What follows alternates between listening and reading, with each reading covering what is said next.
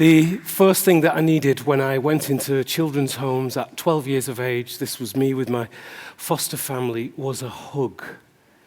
I wanted a hug. I was in the emotional Hiroshima of having nobody around me that was relative to me. No mothers, fathers, sister, brother, aunts, uncles, cousins.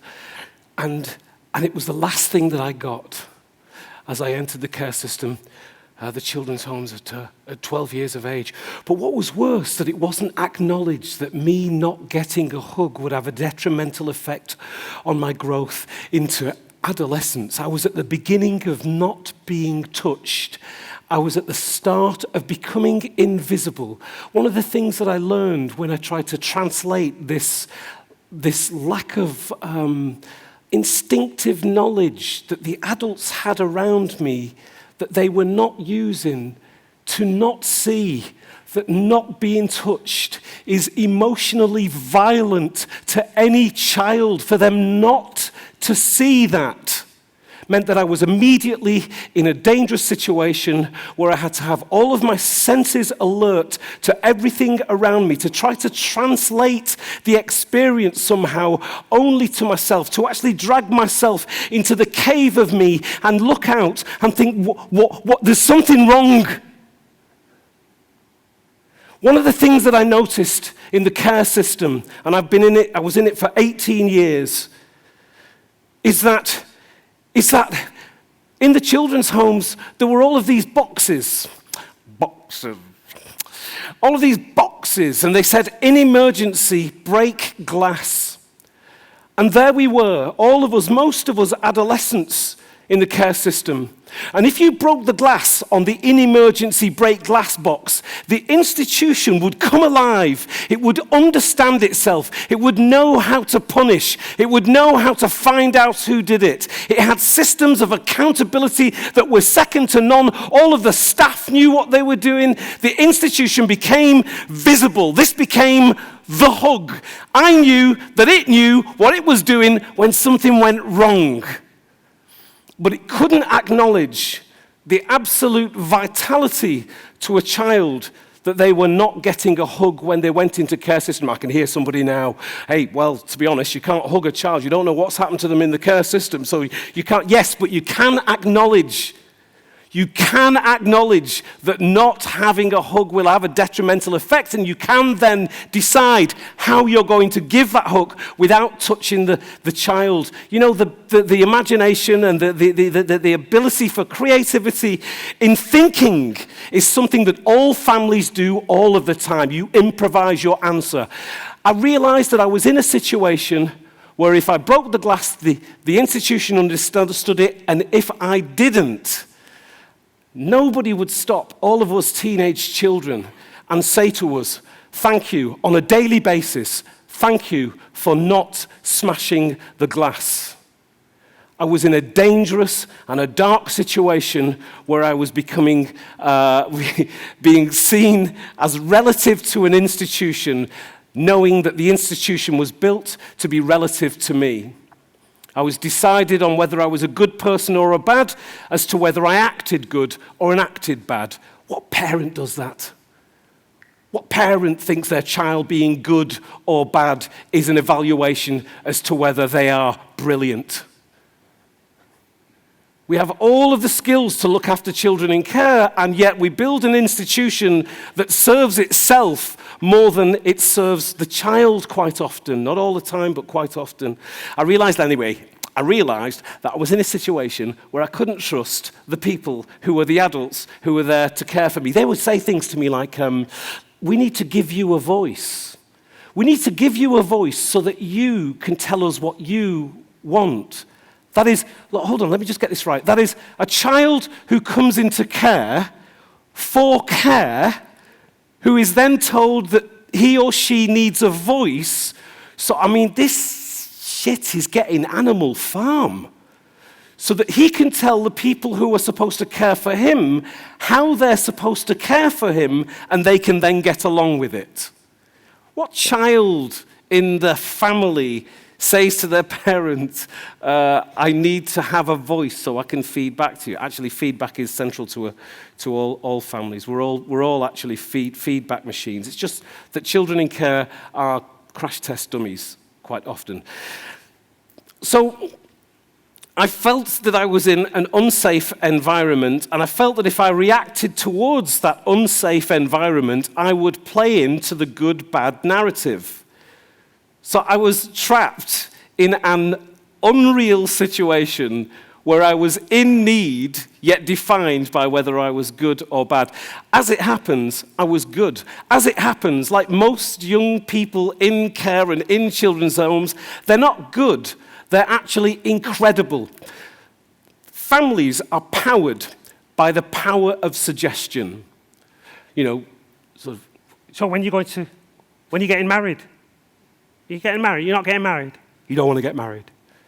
When you go to university? You don't want to go to university. Okay, you don't want to go to. Are you going to university? I've said this before in another TED Talk, and I swore that I wouldn't do that in this TED Talk, and I'm really sorry for having done that. But anyway, the parent then says, well, there's a book over there. It's about universities, but you don't have to look at it. The power of suggestion is one of the central forms, the central fuels inside of a family till it drives you absolutely nuts. For the child in care, quite often, it's if you're naughty, this is going to happen to you, and then you're going to go there, and then you're going to there, and then you're going to go there, and then you're going to go there. The assumption that them being naughty will have an institutionalized effect on them is rife in the care system. It's because they've got targets that have got nothing to do with the children, absolutely nothing to do with them. I believe that there is a prejudice against children in care in our society, and it's live, and it's unchallenged. Hey, if you're naughty, I'll put you in a children's home.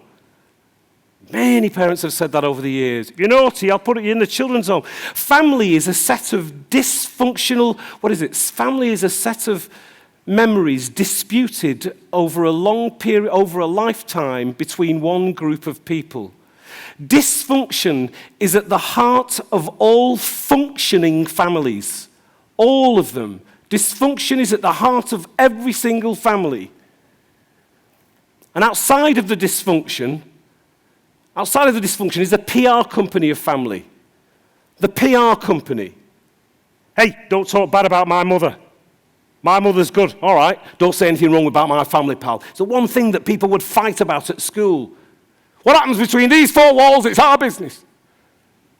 The PR company of family is so strong that the child in care is living, walking proof that things do fall apart. The care system is not far from any of us. Who is it? Is it your dad? Is it your mother? Your father, your sister, your brother, your aunts, your uncle? Who's that person who did that thing that you held and then you didn't go to their wedding? Or you did go to their wedding and you were late and they were angry with you, but you're normally on time. Who's that person who doesn't speak about their stuff but takes their stuff out on you in the family? Is it your mum? Is it your dad? Is it your sister? Is that person that it doesn't go away in the back of your mind, that thing? Did somebody cross a line in the family? And then we have Christmas dinner. Who is that person? Because they're there, you said to yourself, right, I'm going to get a university, I'm going to get kids, I'm going to have a house, and I'm going to be independent. You were never independent. You were utterly relative to that familial structure there. You were only independent relative to it. Dysfunction is at the heart of all functioning families. So I'll tell you what, bring that thing you've got, that thing you've got, that thing you've built on, bring that to the family with all the generations. And by the way, they've all got one of those things as well. Every single member of person has got one of those things. And let's have it out on an afternoon. Let's have it out in the front room, all the different generations. Let's have it out. I promise you, somebody's going to get sectioned. Possibly the police are going to be called. The care system is not far from any of us. The child in care is living, walking proof of the dysfunction at the heart of all functioning families, and that's okay. I'm good with dysfunction inside a functioning environment. And we see all of this. We see it all when we haven't got it. In the same way that if I was to take your breathing away, you would understand that your logical mind is starting to deplete, your spiritual self is starting to panic a bit, your physical self is starting to buzz, and then you realize you're drowning. You had the air and then you realize, and you know what? You don't go around every day saying, I am breathing. I am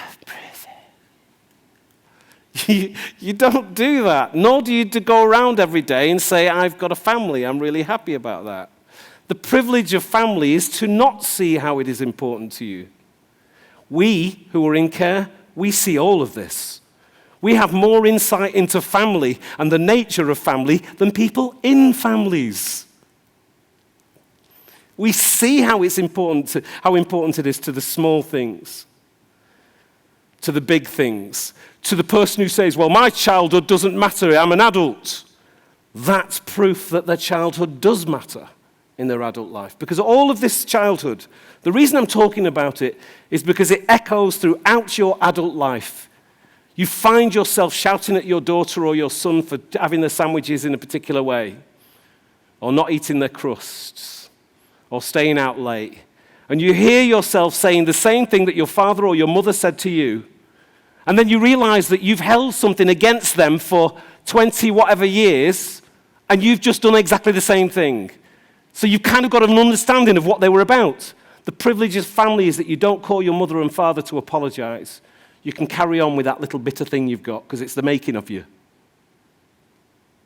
Forgiveness is one of the most powerful bridges in all communities, and it starts in family.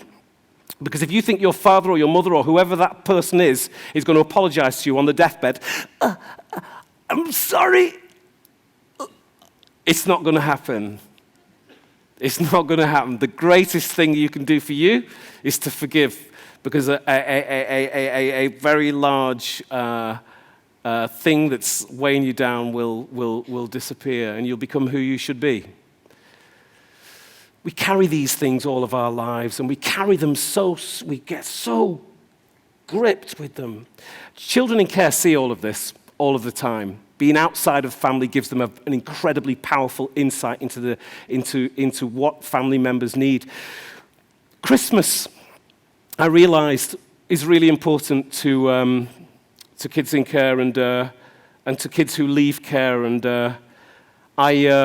I wanted to do something about the idea of memories, about the idea that family is a set of disputed memories between one group of people over a lifetime, and I wanted to create memories. And so when I left care at 18, the worst thing for me was Christmas Day. It was a reminder of everything that I didn't have. And so I got a group of people together a few years ago and in Manchester, and I said this to them, and I said that I'd like them to put together a Christmas dinner for people who've left care, age 18 to 25. That's when the memory compounds, 18 to 25. I wanted them to get a venue, transport, chef, presents, food, volunteers, guests. I had no statistics, no knowledge of whether it would work, except for I knew that it would work. That's a venue. That's a dinner. We wanted it to be only for 60 people. In that group, that initial group, I wanted them to have half of them to be creatives and half of them to be people who worked with care leavers, none of them to be paid. I wanted it to be organized, but I wasn't building an organization. There was going to be no hierarchy. There was going to be no minutes, but there was going to be standards that were higher than the organizations that are supposed to do this. That's a venue. That's the Christmas presents coming together for them. That's Christmas presents coming together. Those are the volunteers. I swear to God, this is the best thing that I've ever done in my life. Volunteers. That guy's a chef, so we wanted a chef. We wanted a venue. We wanted volunteers. We wanted the best presents. We wanted a venue which was the best venue and food that was the best food. Mary Ann Hobbs came one Christmas, sat in a corner, she's a DJ, sat in a little corner with a DJ box and did a past, the present, and the future. One young person could put the headphones on, find a song from the past that they loved, and she would find it, find one in the present that they loved, and she would find that, and then she would gift them one and put it on a little CD for them, or a little USB. That's a foster child named Sabrina Kidd. She's the designer for, she's the stylist for Jennifer Hudson. She set up a salon to give people the best haircuts. It's a very big difference between providing something for them and providing the best. A very big difference. It was really important that it was creative and that it was non-institutionalized. That was the most important thing about it. And those wonderful people are the volunteers. One of the greatest things about this project, nobody's the boss. Nobody runs it. Nobody's there's no worker. There's no equal opportunities panel to interview the worker. There's no, should we split up into small groups and discuss whether that was a relevant joke to say in this particular environment? But to do that, we'll need a worker to administrate the process. But to get a worker to administrate the process, we'll have to apply for funding. To apply for funding, we'll have to apply for funding that's not actually for the core purpose of why I wanted it. So we'll throw in a few workshops. There's none of that. In 2013, it started in Manchester. In 2014, Manchester and London. 2015, Manchester, London and Leeds. 2016, Manchester, Leeds, Oxford and Liverpool. And I want to say thank you to Paul Askew from the Art School for providing the food and for cooking this dinner for these young care leavers, and then for realizing that one of his own sous chefs turned to him and said, I was in care most of my life. Quite incredible. Oh, there was others there, wasn't there? Shine a light. Manchester, London, Leeds, Wirral, Oxford, Islington, Richmond, Hackney, Birmingham, Stockport, Canterbury and East Sussex last year. It's still not, it's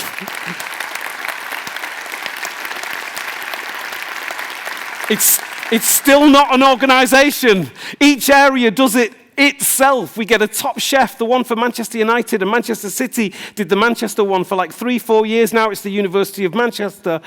Each area does it independently. There's a how-to guide that we've created. The point is, and it's a really important point really that I should end on, is that you don't need an organisation to be organised. Every volunteer has DBS forms. The kitchens are accredited. All the checks and balances are there. Each guest who comes to it comes through a guest referral form, etc., etc., etc. This is going to happen, not only is it already happening all over the country, but it's going to happen more so all over the country. Scotland became inspired by it, love Scotland, and they've been doing Christmas dinners there now for 4 years. The magic of this is, the thing that makes this different to the institutionals, a lot of the institutions that do Christmas dinner, is that this is on Christmas Day. And that's the day that they feel most invisible. So there's only one thing that I want to do for them here at a Christmas dinner. It's that they have a great time. They have great presents. They don't need to explain their story to anyone. They just need to be, and it's about the power of suggestion, their incredible selves. Thanks a lot.